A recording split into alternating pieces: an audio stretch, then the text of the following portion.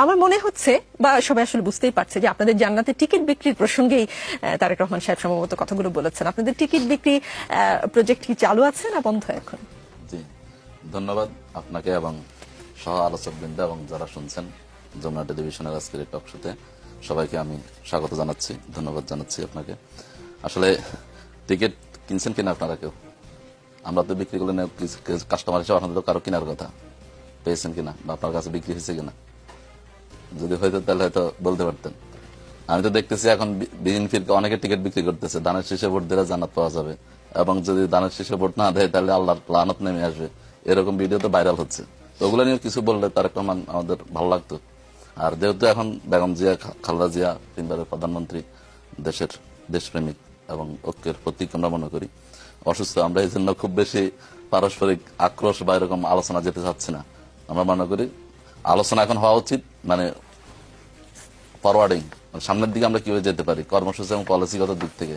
আমরা সেই 71 সেই পুরাতন ইতিহাস আলোচনা করতে করতে আর হচ্ছে যে ওই যে ভাই বললেন না, ফেসিবাদের আলোচনা আমাদের মধ্যে আসেন, আমরা একে অপরের উপর কিভাবে কে কার চেয়ে ভালো কে কার চেয়ে খারাপ করছে এগুলো নিয়ে আলোচনা হচ্ছে, সেটা আমরা দিয়ে যেতে চাচ্ছি না আর কি। তারপরে যদি বলতে হয় তাহলে আমরা বলবো যে আসলে এই জান্নাতের অনেকে আমাদেরকে বিভিন্নভাবে চিত্রিত করার চেষ্টা করেন। দুইটা বিষয় অনেকে আমরা গোলাই ফেলি, যে হচ্ছে একটা ধর্মীয় রাজনীতি আর একটা হচ্ছে ধর্মভিত্তিক রাজনীতি। ধর্ম নিয়ে ব্যবসা করা, ধর্মভিত্তিক রাজনীতি করা দুইটা কিন্তু ভিন্ন জিনিস।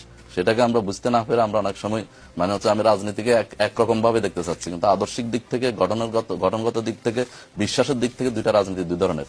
ওনারা যারা সেকুলার রাজনীতি করেন বা জাতীয়তাবাদী রাজনীতি করেন ওনাদের বিশ্বাস এক ধরনের, আমরা যারা ধর্মীয় রাজনীতি করি আমাদের বিশ্বাসটা আরেক ধরনের।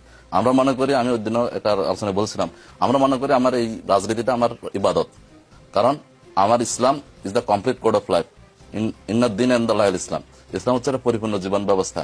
এখানে আমি শুধু মসজিদে গিয়ে নামাজ পড়বো, সময় আসলে রোজা রাখবো আর হজ করবো, জাকাত করবো, এটা not Islam. It is not complete Islam. Complete Islam মানে হচ্ছে যে আপনার এখানে অর্থনীতি আছে, এখানে রাজনীতি আছে, এখানে সংস্কৃতি আছে, এখানে একজন মানুষের দোলনা থেকে কবর পর্যন্ত, জন্মের পর থেকে মৃত্যু পর্যন্ত পুরো জীবনটা নিয়ে হচ্ছে ইসলাম। আমি শুধুমাত্র সেকুলারিজমে আমি বিশ্বাস করি না, আমি তো ধর্ম এটা কমপ্লিট কোড অফ লাইফ হিসেবে বিশ্বাস করি, দিন হিসেবে বিশ্বাস করি। দিন মানে হচ্ছে একটা পরিপূর্ণ জীবন ব্যবস্থা। আমার এখানে কোনো কিছু আমি আমার মতো করে করলে হবে না, আমাকে অন্য ধর্ম থেকে ইসলাম ধর্মের স্বাতন্ত্র বা পার্থক্যটা এই জায়গায় যে ইসলাম আল্লাহর কোরআনের একটা আয়াত হচ্ছে আফাতু মিনুনা বিবাদিল কিতাব ওয়া তাকফুরুনা বিবাদ ফামা জাযাউ মান ইয়াফআলু যালিকা মিনকুম ইল্লা খিজয়ুন ফিল হায়াতিদ দুনিয়া ওয়া ইয়াউমাল কিয়ামাতি ইউরাদ্দুনা আলা শাদ্দিল আযাব। তুমি যদি কোরআনের কিছু অংশ মানো আর কিছু অংশ ছেড়ে দাও তাহলে তোমার জন্য দুনিয়াতে লাঞ্ছনা, বঞ্চনা এবং পরকালে কঠিন আযাব।